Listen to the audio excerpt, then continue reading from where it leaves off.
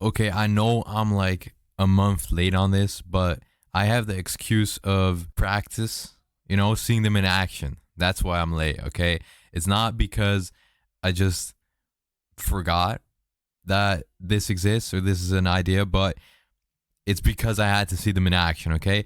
So today I'm going to be tier listing, I'm going to be ranking the 2025 Formula One liveries, starting with Aston Martin, and I'm saying it's pretty good. I'm saying it's pretty good.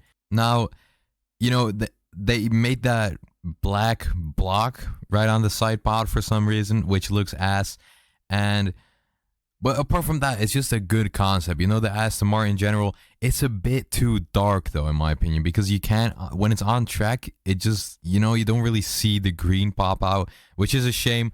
But, on paper, it looks pretty good. Also, I have this tier list set up as trash, bad, acceptable, pretty good, and good, because I don't think there's any amazing liveries this year. They're all boring or they're all too dark, So I have it like this. I don't know, man. They're all just the same. They're all boring and they're all dark.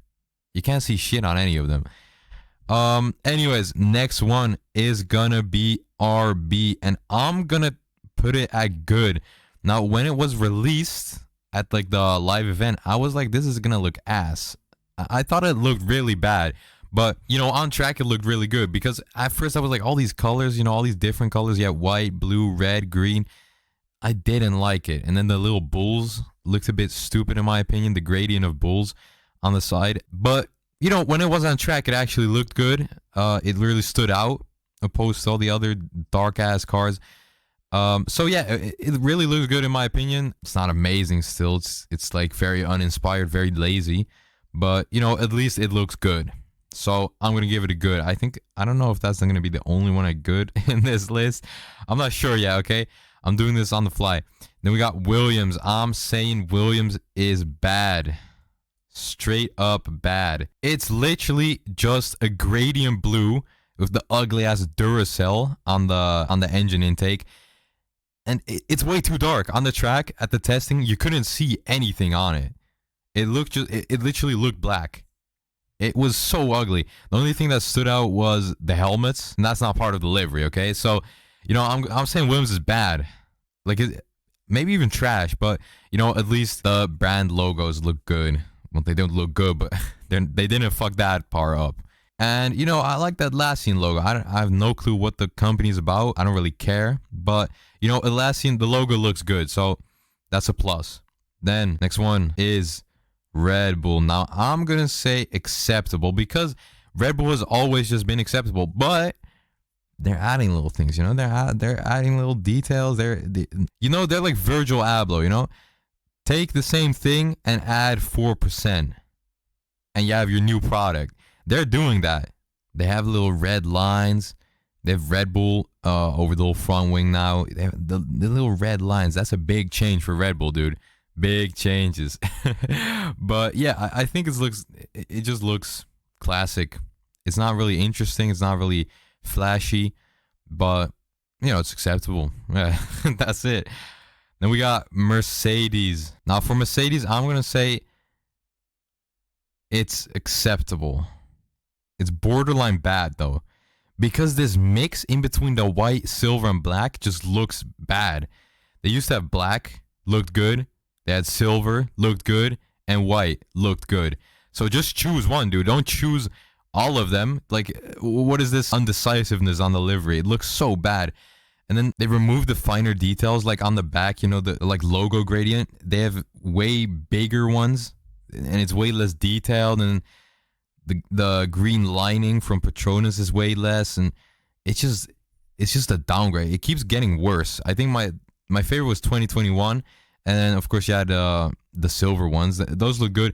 But, I don't know what's up with this one. I don't know why they can't just decide on the fucking color and stick with it. But, I mean, it's acceptable. It's acceptable. Borderline bad, though. I would say it's bad, but it's not that bad. It's just a disappointment because of all the other liveries Mercedes has had. So, maybe it's just in that aspect. Then we have McLaren. I'm saying it's trash. I don't care. It's trash. I don't like the orange at all. Like, first things first, that's just my opinion. I don't like the orange at all. Since the beginning, I accepted it in 2021. It looked pretty good in 2021, but with that ugly ass OKX logo and the chrome, the wheels, oh, it looks so bad. Oh my god, it looks so bad. I hate this car.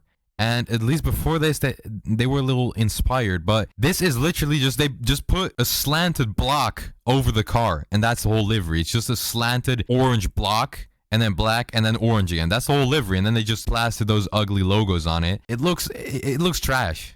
It just is. Like, I don't care. It's trash. Especially with the chrome. I hate the chrome. It was cool for like one day maybe, when they just did it in 2022, but I really have grown to hate it. It really looks ununiform. It looks really bad. In my opinion, you know, Formula 1 cars should look a bit clean. And that's why I had complaints with the RB at first. They should look clean. They should look uniform. There should be a color pattern, you know? It shouldn't be all over the place. And McLaren obviously has the chrome logo, which has green, yellow, red, and blue, I think. And, you know, I don't think that looks good. So, trash. Then, Kick, Sauber, Steak, whatever the fuck their name is. Look, I'm saying... this is hard. This is hard. I'm saying pretty good. I'm saying pretty good. You know, they just have a black to green gradient, and it looks like it's fucking like a 2016 gaming headset or like gaming keyboard. But you know, that's just the brand, so you can't do much about that. Yeah, it's pretty lazy, but they still put it off somehow. You know, they got the colors right, the proportions maybe. I don't know. You know, I'm just putting it acceptable because it really is just acceptable. They just did the bare minimum to make it look not bad. So yeah, acceptable is the only place they're gonna get. Yeah, that was a short one. And then we have Haas. I'm saying Haas is good. I like this Haas a lot because lately they've been struggling with the white, red, and black. Those colors are hard to mix. Like white, black, and red. Those are hard to mix, but they really got it down this year. I don't really like the color combination anyways, so it's hard for me to rate it highly. But you know, they really made it look good this time. And the Haas logo, huge on the side. That just shows to me that you don't have any willing sponsors, but you know, it does look good. So I gotta put it at good, and I'm really happy that they finally nailed it because all the years before this, it looked so bad. Every single year until now, Haas has been in Formula 1, it looked so trash. Maybe that's just me. Maybe the 2021 one looked okay, but you know, it was a bit tainted by the performance of the people in the car. But yeah, it looked good. It looked good. You know, I actually haven't seen it on... No, I have. I have seen Ocon in it. You know, I don't like the guy, Ocon. His face just pisses me off. So him being in the car kind of ruins it for me. Anyways, it was a bit dark for me. It was a bit dark on track. But of course, it's also Bahrain. So it's in the night, so less light. So that may just be it. But I'm just going to keep it at the good for now. Not for now. I'm just going to keep it at the good, period. Okay?